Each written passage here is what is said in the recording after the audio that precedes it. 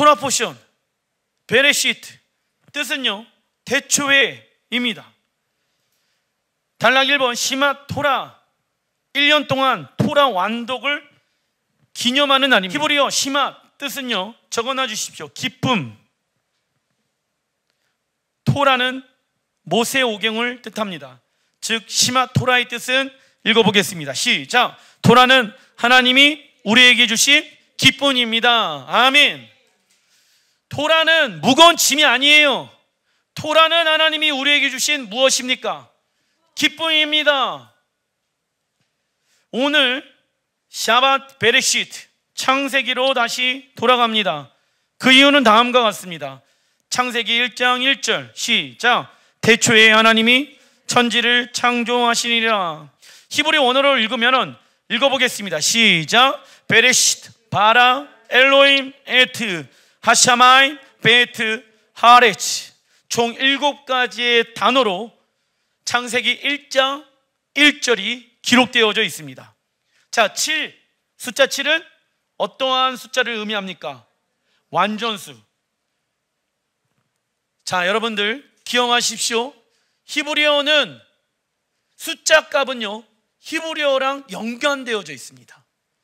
7가지의 단어로 하나님이 창세기 1장 1절을 기록하신 이유는 우연의 일치가 아니라 7이라는 숫자 값을 통하여서 우리에게 하시고자 하는 말씀이 있다라는 것이죠. 성경의 첫 단어 태초에 히브리 언어로 베레시트, 이번 주간 토라 포션 파라샤트이죠. 히브리어 베 뜻은요 무엇입니까? 시작. 무엇을 위하여 무엇 안에 집이라는 베트, 히브리어 언어가 집이라는 단어의 뜻이 있거든. 그리고 히브리어 레시트 뜻은요 시작. 처음, 으뜸, 머리입니다. 그래서 태초에 히브리어를 직역하면 누구를 위하여? 여호와를 위하여 세상이 창조되었다는 의미가 내포되어져 있는 것입니다.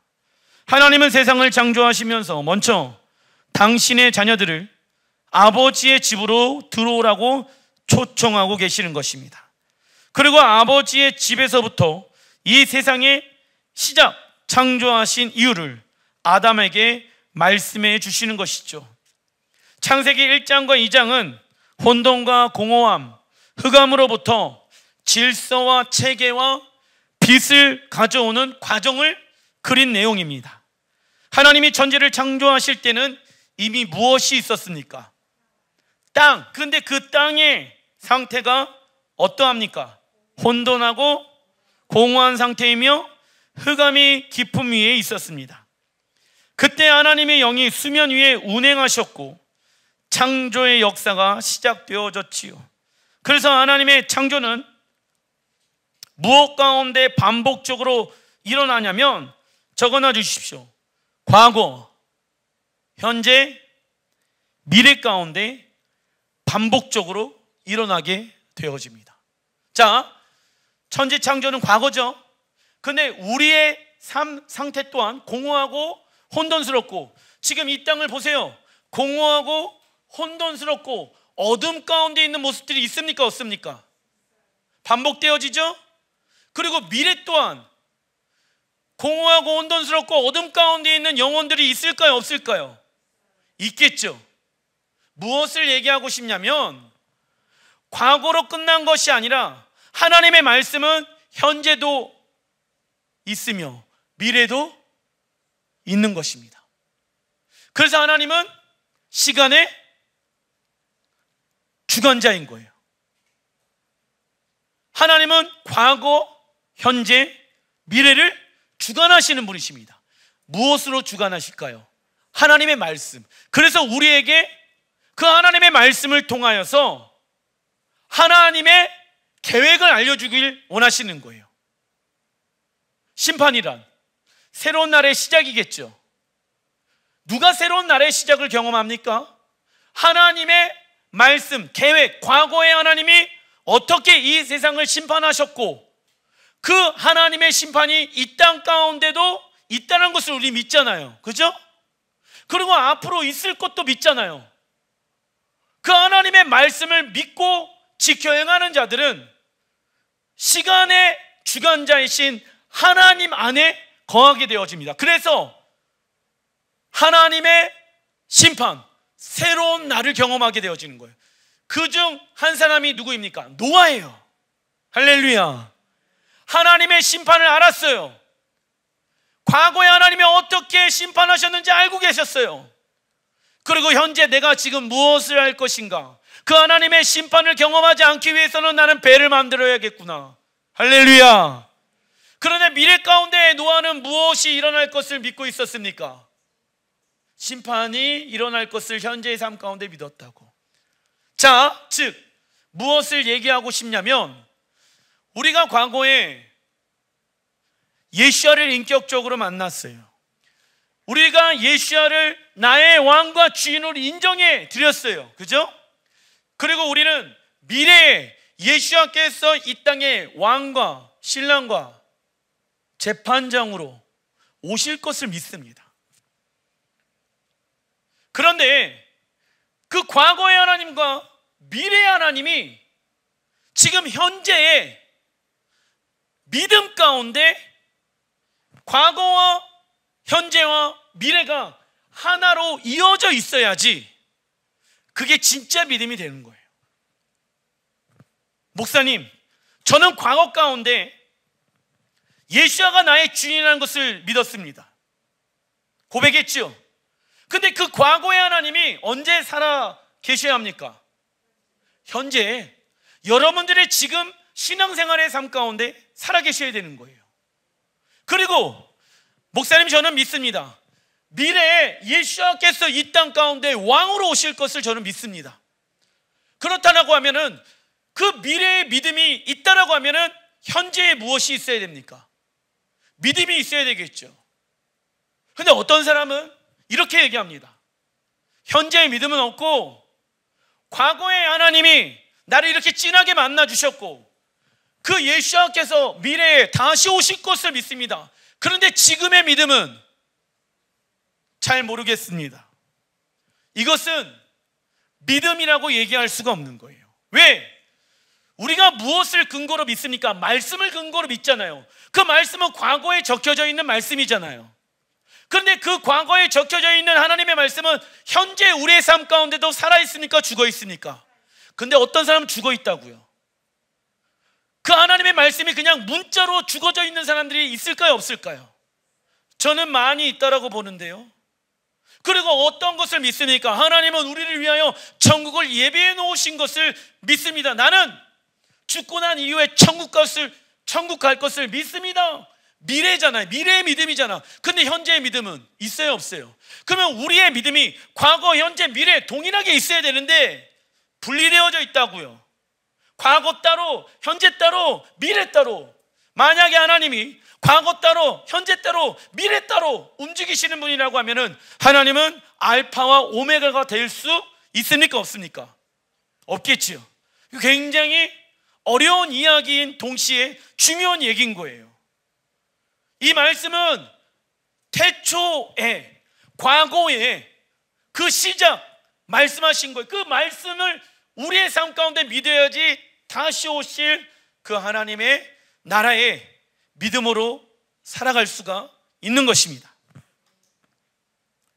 참고로 우리의 과거의 믿음과 미래의 믿음 가운데 무엇이 없다면, 현재의 믿음이 없다면 그 믿음은 무엇이 될 수 없습니까? 에하드, 하나 될 수 없다. 아시겠죠? 그리고 하나님의 창조는 우리의 삶 가운데 반복되어집니다. 예를 들면 노아의 심판은 세상을 심판하는 데 목적이 있는 것이 아니라 하나님의 무엇의 과정입니까? 재창조의 과정입니다. 예수야는 자신이 다시 오는 때를 노아의 때와 같을 것이라고 말씀하셨습니다. 그죠? 예수야가 현재 살고 계실 때에 내가 다시 오는 때, 미래잖아요. 그 미래는 과거 노아의 시대 때와 무엇과 같다? 같을 것이다. 과거 현재 미래가 하나이잖아요. 지금 우리가 살고 있는 이 세상이 노아의 때와 같이 혼돈과 어두움이 가득합니까? 그러나 예수님께서 다시 오시면 이 세상을 심판하시고 다시 하나님의 창조 질서로 만들어 가실 것입니다. 재창조를 위해 필요한 것은 무엇입니까? 심판입니다. 심판이란 시작, 새로운 날의 시작입니다. 그리고 인류의 시작은 에덴 동산에서 시작되어져서 회복되어진 무엇으로 마무리가 되어집니까? 에덴 동산, 요한계시록 21장, 22장에 기록되어져 있습니다. 하나님의 궁극적인 계획과 목적은 타락하고 부패한 땅을 파괴하고 없애버리는 것이 아닌 타락하고 부패한 땅을 다시 무엇으로? 에덴 동산과 같은 곳으로 회복시키고 있는 것입니다. 그리고 하나님은 이 땅에서 영적으로 하나님을 섬기는 것과 육적으로 세상에서 하나님의 뜻을 행하는 에하드가 되길 원하신다. 그러나 이원론주의, 헬라의 가르침이죠. 육과 영의 것을 별개의 것으로 간주해 버리게 되어집니다. 그죠? 전도서 1장 9절에 이런 말씀이 있죠. 이미 있었던 것이 어디에도 다시 있겠고 후에 다시 있겠고, 무엇입니까? 과거에 있었던 일들이 미래 가운데도 있을 것이고 나와 있죠? 그러면 과거에 있었던 그 일들이 하나님의 말씀이 기록되어진 토라가 어디에도 동일하게 이루어진다. 현재 우리의 삶 가운데도 동일하게 이루어진다는 말씀이 전도서 1장 9절에 나와 있는 것입니다. 그리고 이미 한 일 후에 다시 할지리라. 해 아래는 무엇이 없다, 새 것이 없다. 하나님의 말씀을 통해서 우리는 다 알 수가 있다. 3장 15절 시작. 이제 있는 것이 옛적에 있었고 장래에 있을 것도 옛적에 있었나니 하나님은 이미 지나간 것을 다시 찾으시니라. 아멘. 나와 있죠. 요한계시록이 안 풀리는 이유가 무엇입니까? 옛적 창세기 안 풀리니까 처음과 마지막은 같은데 에하드 하나가 될 수가 없는 거예요. 자, 보세요. 여러분들 하나님과 하나가 되어지길 원하십니까? 그리스도 안에서 내가 죽었고 내가 그리스도께서 부활하실 때 내가 부활하였다는 것을 믿는다라고 하면은 그분과 무엇하기 시작합니까? 동행하기 시작한다고. 동행하는 사람들의 특징은 나의 뜻으로 움직이는 것이 아니라 누구의 뜻대로 움직입니까? 하나님의 뜻대로 움직인다. 그러한 사람들은 제일 안전한 사람이 될 수가 있는 것입니다. 창세기는 단지 지나간 과거의 이야기가 아니다. 이것은 우리 시대의 일이며 마지막 시대에 일어날 예언적 그림입니다. 하나님은 이스라엘에 반복되어지는 사건들을 기록하게 하셨습니다. 그 이유는 읽어보겠습니다. 시작. 마지막 때 살고 있는 교회에게 동일한 실수를 하지 말라는 무엇입니까? 하나님의 사인입니다. 이처럼 마지막은 시작과 긴밀하게 연결되어져 있기 때문에 마지막을 알기 위해서는 시작을 정확하게 알아야 합니다. 창세기가 열려야 무엇도 열립니까? 요한계시록. 우리는 창세기 1장과 2장에서 시작을 통하여서 이 땅의 마지막을 볼 수 있어야 합니다.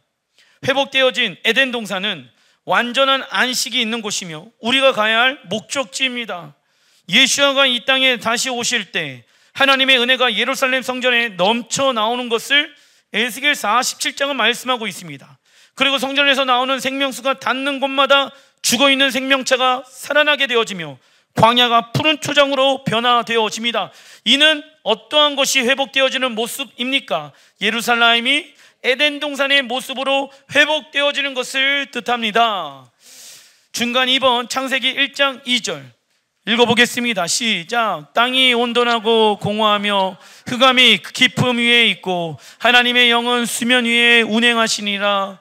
이것이 천지가 창조될 때 하늘과 땅의 내력이니 여호와의 하나님이 땅과 하늘을 만드시던 날에. 창세기 1장에 나오는 하나님의 이름은 남성 복수형으로 적어놔 주십시오. 엘로힘. 창세기 1장은 하나님의 이름에 대한 계시인 거예요. 1장과 2장은. 그런데 하나님이라는 창세기 1장에 기록되어진 하나님의 이름은 엘로힘. 그 뜻은요, 시작. 공의, 정의, 심판, 위엄의 이름을 뜻한다. 그리고 창세기 2장에 나오는 하나님의 이름은 여호와. 여성 명사입니다. 여호와. 그 뜻은요, 은혜, 자비, 긍휼의 이름을 뜻한다. 하나님에게 정의의 속성만 있다면 그 기준에 맞출 자가 아무도 없을 것입니다. 그리고 하나님의 은혜의 속성만 있다면 세상은 공의, 정의, 심판, 위엄이 없으니까 엉망이 되어질 것입니다. 그래서 하나님은 공의와 은혜 두 가지 속성을 가장 완벽하게 가지고 계신 분입니다. 그러나 어떤 이들은 무엇만을 원합니까? 하나님의 은혜만을 원하며 정의와 공의에 대해서는 싫어합니다. 이러한 자들에게 나타나는 현상은 무엇인지 아십니까? 하나님을 경외하지 않는다. 그런데 성경에 보게 되어지면 이런 말씀이 있어요. 하나님을 경외하는 자들은 하나님과 친밀한 관계 가운데 있는 자들이다. 즉, 하나님을 경외하는 모습과 하나님과 친밀한 관계는 같이 일어나는 것입니다.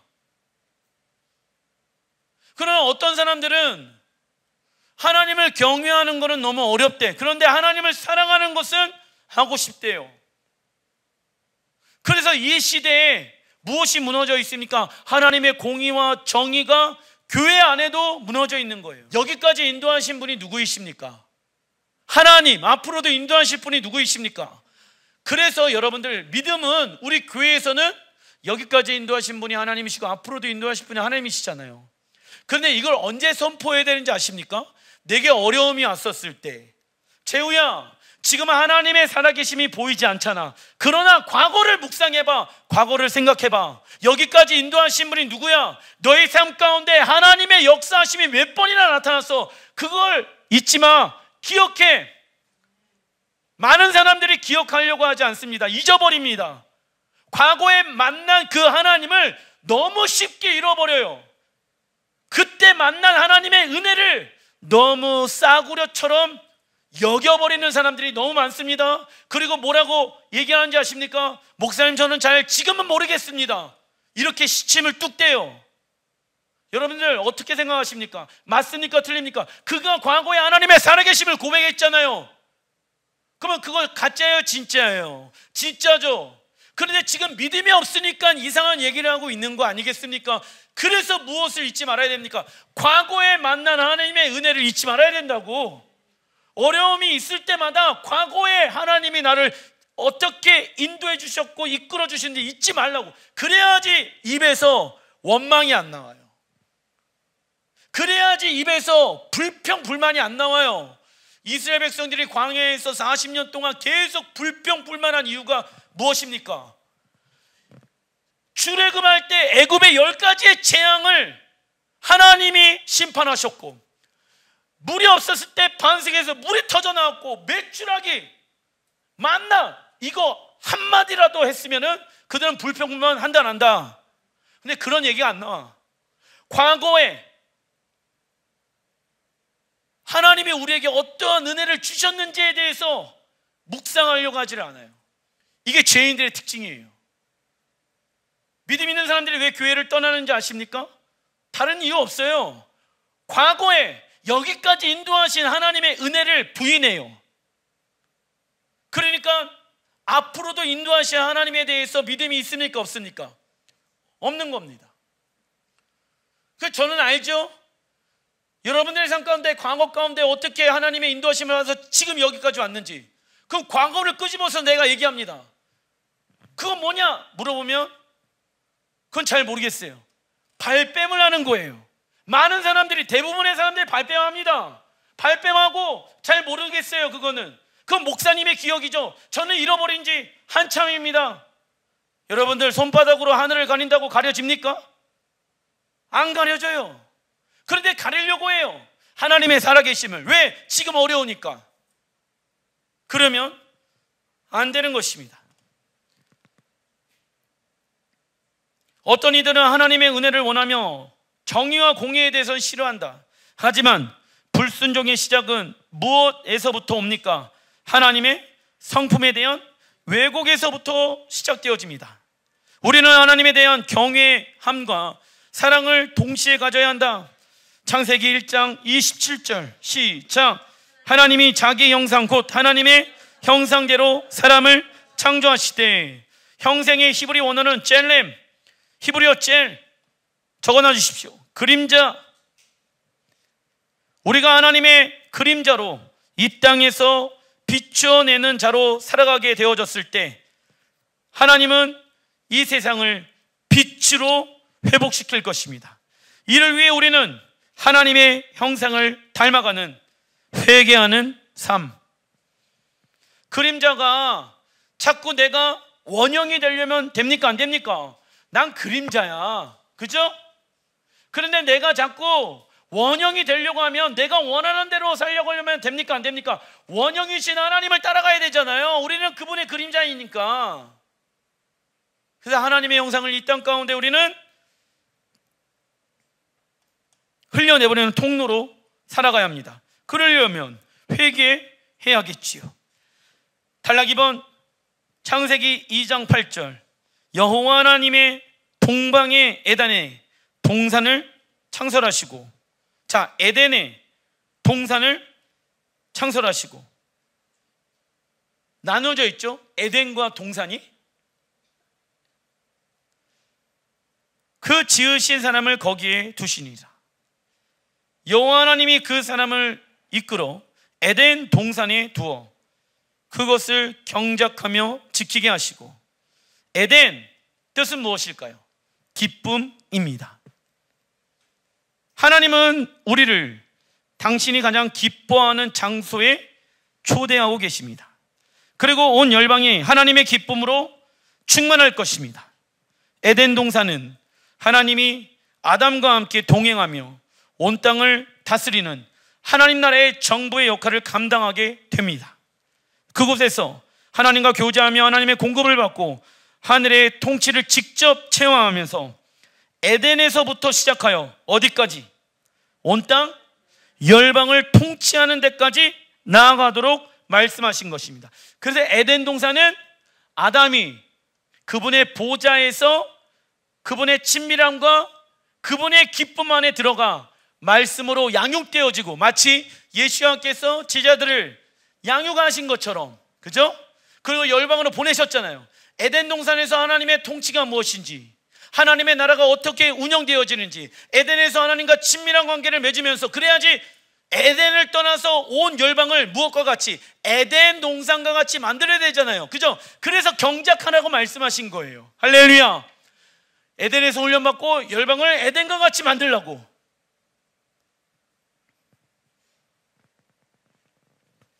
그러기 위해서는 에덴 중앙에 있는 무슨 나무? 생명나무, 히브리어 원어로 에치하임. 하임은 생명, 에치는 나무.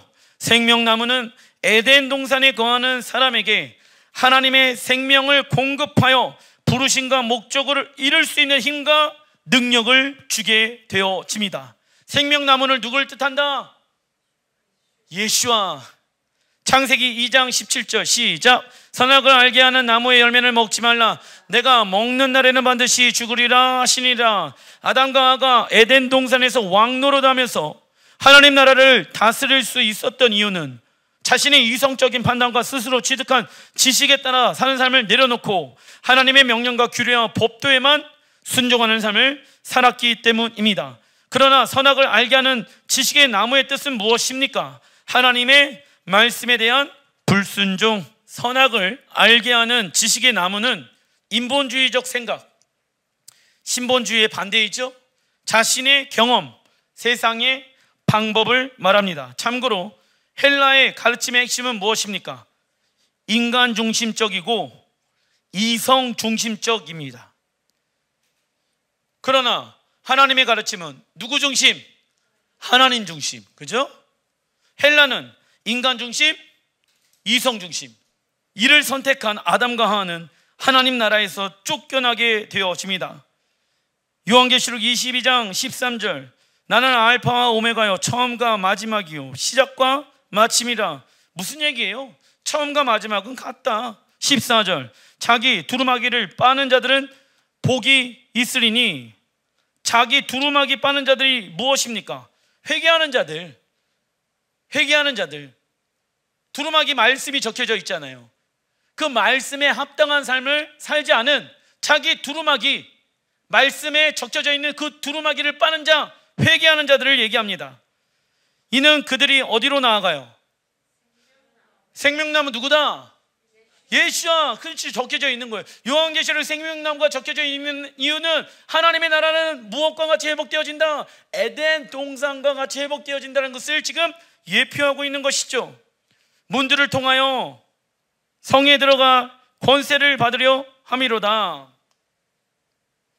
자, 창세기 3장 24절, 이같이 하나님이 그 사람을 쫓아내시고 에덴 동산 동쪽에 그룹들과 두루 도는 불칼을 두어 생명나무의 길을 지키게 하시니, 예수께서 내가 곧 길이요 진리요 생명이 나로 말미암아 않고서는 아버지께로 올 자가 없다라고 말씀하셨습니다. 이는 우리의 죄로 인해 하나님께서 생명나무의 길을 막으셨는데 예수께서 자기 자신을 가리켜 다시 생명나무로 돌아가게 만든 길이라고 말씀하신 것입니다. 이해되시죠? 그러니까 에덴 동산의 회복이 요한계시록과 예수와는 생명나무다, 길이요 진리요 생명이다, 이 말씀과 그래서 연결되어지는 거예요. 잠언서 3장 17절, 그 길은 즐거운 길이요 그의 지름길은 다 평강이니라. 지혜는 그 얻은 자에게 생명나무라.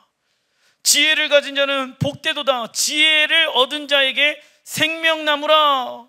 19절, 여호와께서는 지혜로 땅에 터를 놓으셨으며 명철로 하늘을 견고히 세우셨고. 성경은 지혜를 얻는 자에게 무엇이라고 얘기합니까? 생명나무라고 말합니다. 지혜는 하나님의 말씀과 예수와를 의미하지요. 즉 하나님의 백성에게 필요한 생명나무는 토라와 예수와이십니다. 우리는 예수와 토라에 대한 순종을 훈련해서 생명나무로 돌아가는 무슨 연습? 예행 연습해야 합니다. 지식을 알게 하는 나무를 먹는 게 아니라 내 생각, 인본주의, 그걸로 움직이는 것이 아니라 생명나무의 열매, 예수와 하나님의 말씀, 내가 순종하겠습니다. 할렐루야. 창세기 3장 8절 읽어보겠습니다. 시작. 그들이 그날 바람이 불 때 동산에 거니시는 여호와 하나님의 소리를 듣고 아담과 그의 아내가 여호와 하나님의 낯을 피하여 동산나무 사이에 숨은지라. 여호와 하나님이 아담을 부르시며 그에게 이르시되 내가 어디 있느냐. 자, 8절에 보면 그들이 그날 바람이 불 때 동산에 거니시는, 무슨 소리를 들어요? 이게 무슨 얘기냐면, 자, 아담과 하와가 죄를 지어요. 그리고 나서 아담이 하나님의 소리를 알고 있었어.